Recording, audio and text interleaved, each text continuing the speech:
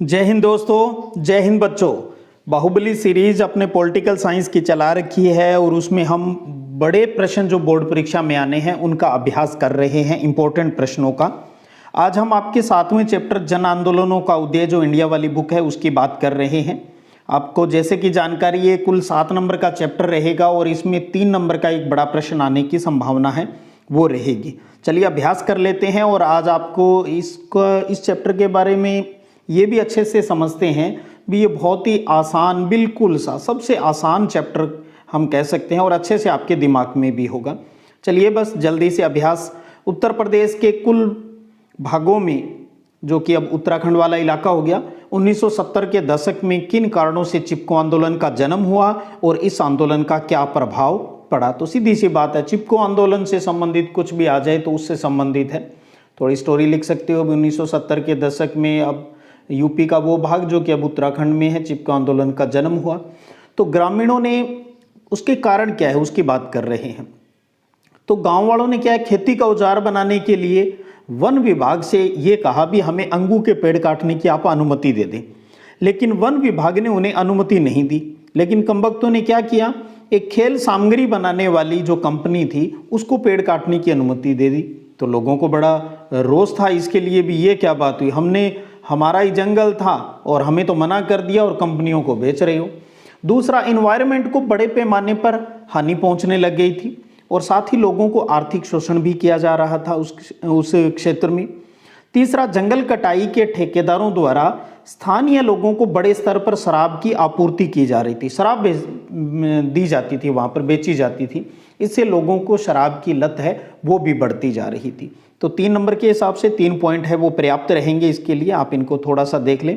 और प्रभाव की बात आती है तो थोड़ा सा ये लिख दें भी, इस आंदोलन का क्या प्रभाव पड़ा भी। सरकार ने 15 सालों के लिए उस हिमालय क्षेत्र में पेड़ों की काटने पर प्रतिबंध लगा दिया। और दूसरा था भी, चिपको आंदोलन है वो देश के विभिन्न हिस्सों में हुए जन आंदोलनों का एक प्रतीक बन गया भी। लोग मोटिवेट हुए इससे भी, इस प्रकार से हम अपने इन्वायरमेंट को है वो बचा सकते हैं। दूसरा प्रश्न देखिए बीकेयू का है, भारतीय किसान यूनियन किसानों की दुर्दशा की तरफ ध्यान आकर्षित करने वाला एक अग्रणी संगठन है। 90 के दशक में इसने किन मुद्दों को उठाया और इसे कहां तक सफलता मिली। तो बीकेयू के बारे में है। तो देखिए इसके 1990 के दशक में बीकेयू ने भारतीय किसानों की दुर्दशा सुधारने के लिए कई मुद्दों पर बल दिया, जिनमें से प्रमुख है भी इसने बिजली की दरों में बढ़ोतरी का विरोध किया और उचित दर पर गारंटी शुदा बिजली आपूर्ति करने पर बल दिया। दूसरा, इसने नकदी फसलों के सरकारी खरीद मूल्यों में बढ़ोतरी की भी मांग की। तीसरा रहा भी, इसने कृषि उत्पादों के अंतरराज्यीय 2 राज्यों के बीच आवाजाही पर लगी पाबंदियों को हटाने पर भी बल दिया। किसानों के लिए पेंशन का प्रावधान करने की मांग की भी, जैसे सरकारी कर्मचारियों को पेंशन मिलती है तो जमींदार भाई को भी मिलनी चाहिए। किसानों के बकाया कर्ज को माफ किया जाना चाहिए। तो इस प्रकार से आप ये 4-5 पॉइंट आप देख लें, जितना आप अपनी लैंग्वेज में अच्छे से इसको लिख पाएंगे बढ़िया रहेगा, कोई दिक्कत नहीं। इससे सफलता क्या मिली, जो भारतीय किसान यूनियन है उसने जैसी मांगे देश के अन्य किसान संगठनों ने भी उठाई, जैसे इन्होंने उठाई अन्य संगठनों ने भी उठाई।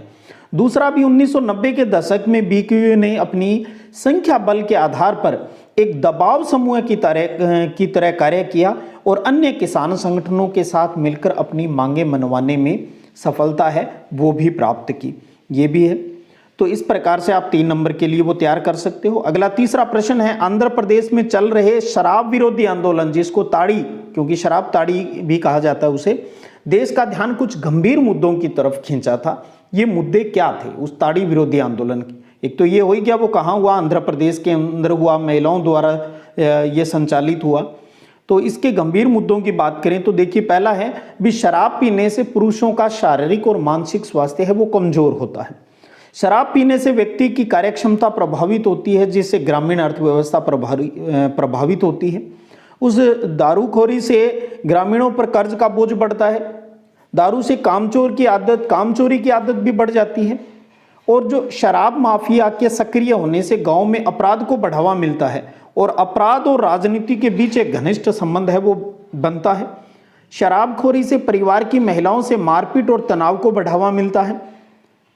शराब विरोधी आंदोलन ने महिलाओं के जैसे मुद्दे, दहेज प्रथा, घरेलू हिंसा, कार्यस्थल और सार्वजनिक स्थानों पर यौन उत्पीड़न, लैंगिक असमानता आदि के प्रति भी समाज में जागरूकता है वो उत्पन्न की। तो कम से कम 4-5 पॉइंट आप इसके जरूर देख लीजिएगा।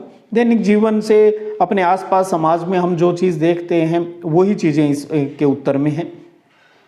अगला प्रश्न है इसी ताड़ी विरोधी आंदोलन से जुड़ा हुआ भी, क्या आप शराब विरोधी आंदोलन को महिला आंदोलन का दर्जा देंगे?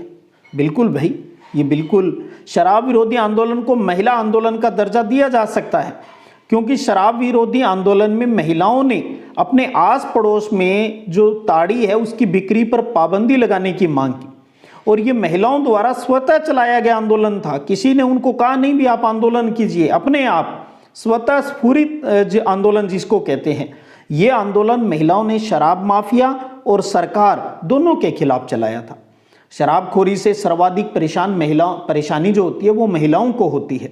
इससे परिवार की जो इकोनॉमी है वो चरमरा जाती है, गड़बड़ा जाती है। परिवार में तनाव और मारपीट का वातावरण बनता है। तनाव के चलते, टेंशन के चलते पुरुष शारीरिक और मानसिक रूप से कमजोर हो जाते हैं। इन्हीं कारणों से शराब विरोधी आंदोलनों का जो प्रारंभ है वो प्राय महिलाओं द्वारा ही किया जाता रहा है। इसलिए शराब विरोधी आंदोलन को महिला आंदोलन की संज्ञा है वो देना उचित प्रतीत होता है। तो इस प्रकार से आप 3 नंबर में पर्याप्त है, कोई और ज़्यादा लिखने की आवश्यकता नहीं है। अगला प्रश्न है, नर्मदा बचाओ आंदोलन ने नर्मदा घाटी की बांध परियोजनाओं का विरोध क्यों किया? भी ऐसे क्या कारण थे भी जिसकी वजह से इस प्रोजेक्ट का है वो विरोध किया जा रहा था? तो देखिए इसके कई कारण थे। जैसे पहला है, बांध निर्माण से प्राकृतिक नदियां और पर्यावरण पर बुरा असर पड़ता है। दूसरा, जिस क्षेत्र में बांध बनाए जाते हैं वहां पर रह रहे गरीबों के घर बार, उनकी खेती योग्य भूमि, वर्षों से चले आ रहे कुटीर धंधों पर बुरा असर पड़ता है। कहां जाएंगे, कहां खेती करेंगे, जमीन ही लूट जाएगी। तीसरा, भी प्रभावित गांव के करीब 2.5 लाख लोगों के पुनर्वास का मामला उठाया जा रहा था। भी इन्हें कहां स्थापित बैठाओगे, कहां इनका घर बना कर दोगे? भाई, परियोजना पर किए जाने वाले खर्च में हेराफेरी के दोषों को उजागर करना भी परियोजना विरोधी जो स्वयंसेवक थे उनका उद्देश्य था। आंदोलनकर्ता प्रभावित लोगों को आजीविका और उनकी संस्कृति के साथ साथ पर्यावरण को बचाना चाहते थे। वे जल, जंगल और जमीन पर प्रभावित लोगों का जो नियंत्रण था या उन्हें उचित मुआवजा और उनका पुनर्वास है वो चाहते थे। तो इस प्रकार से आप इन पॉइंटों में ज़्यादा नहीं तो 3-4 पॉइंट आप जरूर अच्छे से उसको कर ले।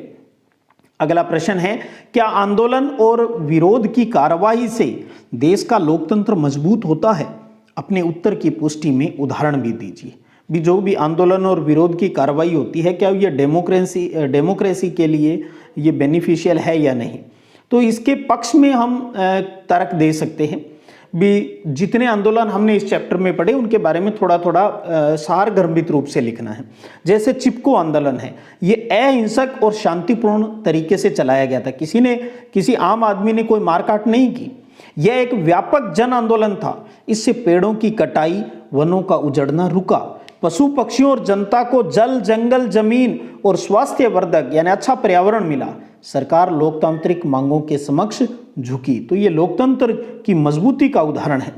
दूसरा था भी वामपंथियों द्वारा चलाए गए किसान और मजदूर आंदोलनों द्वारा जन साधारण में जागृति, राष्ट्रीय कार्यों में से भागीदारी और सरकार को सर्वहारा वर्ग का मतलब होता है किसान, मजदूर और आम जो गरीब आदमी होता है उनको कहा जाता है कि उचित मांगों के लिए जगाने में सफलता मिली।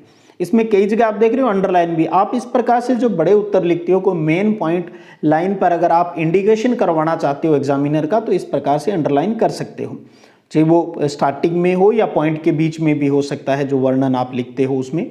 दलित पैंथर्स की बात करें तो नेताओं द्वारा चलाए गए आंदोलनों ने आदिवासी, एसटी, एससी और ओबीसी में चेतना प्रदान की। इसने समाज में समानता, स्वतंत्रता, सामाजिक न्याय, आर्थिक न्याय और राजनीतिक न्याय को इससे सुदृढ़ता है वो मिली है। इसी प्रकार ताड़ी विरोधी आंदोलन ने नशाबंदी और मद्य निषेध के विरोध का वातावरण तैयार किया।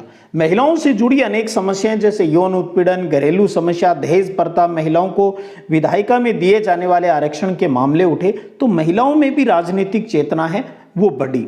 तो 4 पॉइंट को हमने यहाँ लिखा है, तो आप 3 नंबर के हिसाब से कम कोई भी 3 तरह के जो आंदोलनों के बारे में भी उनका बेनिफिट लिखना है, भी वो आंदोलन हुए और किस प्रकार से अपनी बात मनवाई, और लोकतंत्र के अंदर भी अपनी बात रखने का सबको अधिकार होता है। तो 3 पॉइंट आप जरूर कर लें। और अगला प्रश्न है, दलित पैंथर्स ने कौन से मुद्दे उठाए, कौन सी एक्टिविटी थी उनकी। तो आप चाहें तो स्टार्टिंग में थोड़ा सा दलित पैंथर्स क्या है ये भी लिख सकते हैं। भी महाराष्ट्र में 1972 में शिक्षित दलित युवाओं का एक संगठन दलित पैंथर्स बना, जिसमें ज्यादातर शहर की झुग्गी बस्तियों में पलकर बड़े हुए दलित थे। इनके प्रमुख मुद्दे या गतिविधियों की बात करें तो दलित पैंथर्स ने दलित समुदाय से संबंधित सामाजिक असमानता, जातिगत आधार पर भेदभाव के मुद्दे उठाए। भी हमारे साथ समाज में असमानता रहती है, जाति के आधार पर हमारे साथ भेदभाव किया जाता है। और दूसरा, दलित महिलाओं के साथ दुर्व्यवहार, दलितों का सामाजिक और आर्थिक उत्पीड़न और दलितों के लिए आरक्षण जैसे मुद्दे हैं वो यहाँ पर उठाए गए, इनकी बात है वो की गई। तो इस प्रकार से आप इन 2 पॉइंटों को अच्छे से कवर कर सकते हैं दलित पैंथर्स के मुद्दों के रूप में। अंतिम पड़ाव की तरफ चलें तो भारतीय किसान यूनियन की किन्हीं 3 विशेषताओं को लिखिए। बीकेयू है वो किस प्रकार से वर्क करती थी, ये चीजें आपको इसके अंदर लिखनी है। हेडिंग बना सकते हो या इस प्रकार स्टार्टिंग में लाइन लिख सकते हो। भी इस भारतीय किसान यूनियन ने अपनी मांग मनवाने के लिए रैली, धरना, प्रदर्शन और जेल भरो आंदोलन का सहारा लिया। इस संगठन ने जातिगत समुदायों का आर्थिक मसलों पर एकजुट करने के लिए जाति पंचायत जैसी जो पारंपरिक जो सिस्टम था, जो इंस्टीट्यूशन बनाए जाते थे, इंस्टीट्यूट बनाए गए, उनका उपयोग किया गया। भी यहाँ जातिगत पंचायतें हैं वो बनाएगी, जैसे आज भी आप हरियाणा और यूपी में ये चीज़ ज़्यादा देखते हो। और ये संगठन अपने सदस्यों के जातिगत वंशगत संपर्क जाल पर आधारित था। तो 3 नंबर के हिसाब से आपको इस प्रकार की 3 विशेषताएं हैं वो आप देख सकते हो, इनसे बात कर सकते हो। बहुत ही आसान सा चैप्टर, आप थोड़ा सा गौर करेंगे तो अपने आप ऐसे प्रश्नों को कुछ ज़्यादा याद करने की आवश्यकता भी नहीं है। थोड़ी सी बात करो भी हाँ इसके अंदर क्या मुद्दा है, अपने आप मैं तो ये कहूँ भी फ्री के 3 नंबर होंगे। और इसकी पीडीएफ भी आपको आपके चैनल सिद्धिविनायक संग्रिया पर मिल जाएगी। उम्मीद कर रहा हूँ सब कुछ बढ़िया चल रहा है, जैसा आपने सोचा वैसा ही चल रहा है, क्योंकि अब तो हर फेस्टिवल को, हर एग्जाम फेस्टिवल को एक इंजॉयमेंट के साथ और खुशियों के साथ मनाने की आदत सी बन गई है। हम अब अंतिम पड़ाव की तरफ आगे बढ़ेंगे। तब तक जय हिंद, जय भारत।